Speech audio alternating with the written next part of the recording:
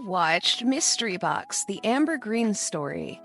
This is a movie that's available for free on Tubi, and it is a found footage film. I forgot to do my normal little jingle, but the reason that I forgot that is that this movie is 47 minutes, and that really threw me off. It's not quite a short film, but it's not quite a movie.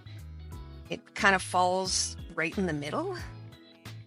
Anyway, it's about dark web mystery boxes, which immediately makes me think of Mr. Gigi for any of you who watch him. He did that dark web mystery box series a while back where he was showcasing creators and kind of making fun of them who were doing dark web mystery boxes.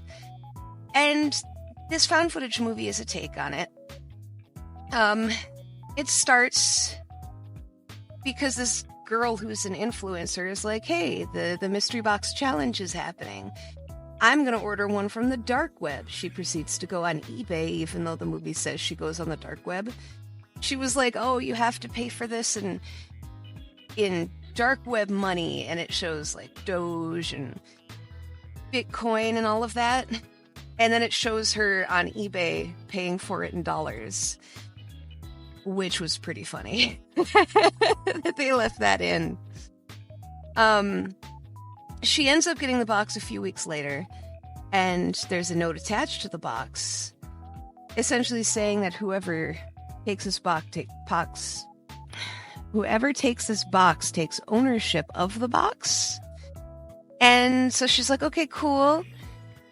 But it warns her to be sure that she wants to open it. And so she's curious about that. She's like, I'm not sure I want to open it. What'll happen if I open it?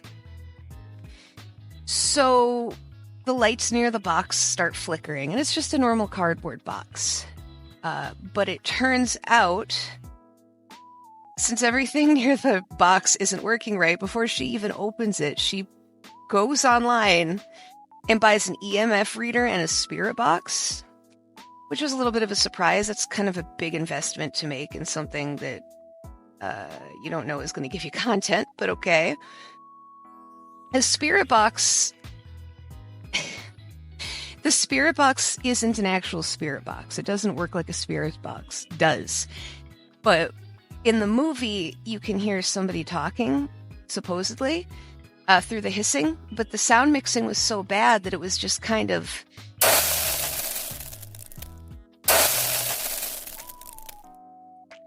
And then a little in the background. Like, I think it was supposed to be louder because they kept playing it multiple times like they do on Ghost Adventures and stuff, but it just didn't. It didn't do anything. You could barely hear it if you could hear it, so it wasn't interesting. Turns out, once she opens it, that it is a Dybbuk box. Like, the cardboard box itself was the Dybbuk box. And inside of it, there's some, like, soiled linens and a flower and that kind of stuff. And so what ends up happening is she puts security cameras in every room of her house, because if we're going to rip off Paranormal Activity, we are going to do it right. We'll rip off the second one, which is the better one in my opinion. But they show her installing every single camera. Every camera. All 4 mounted screws. We get a POV shot from that camera. It's a little ridiculous.